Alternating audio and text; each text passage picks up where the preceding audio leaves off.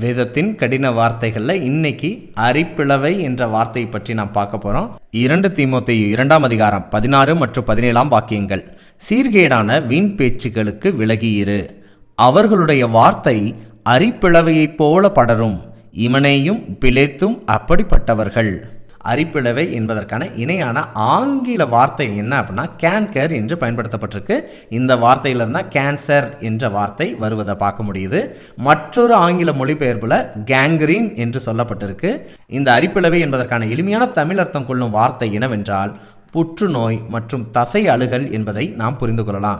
ஒரு புற்றுநோய் ஒரு இடத்தில் எப்படி உடல் முழுவதும் பரவுகிறதோ அதை போன்றும் சரீரத்தில் ஒரு இடத்தில் வரக்கூடிய ஒரு புண் முழுவதுமாக பரவி அந்த உறுப்பையே அந்த அவயத்தையே சேதப்படுத்துகிறதோ அதை போன்று கள்ள போதகர்கள் சிலருடைய வார்த்தைகள் ஆரம்பத்தில் சிறிதாக தோன்றினாலும் அது படர்ந்து சபையையே சீரழித்துவிடும், சபையையே அழித்துவிடும் என்று குறிப்பிடுவதை பார்க்க முடிகின்றது.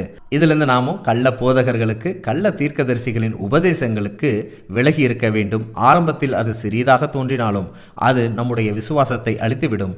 அது புற்றுநோயை போன்று பரவக்கூடிய தன்மை கொண்டது, தசை அழுகலை போன்று பரவக்கூடிய தன்மை கொண்டது என்பதை புரிந்து கொள்ளலாம். பகிர்வோம் இயேசுவை என்றும் அன்புடன் பைபிள் ஸ்கூல்.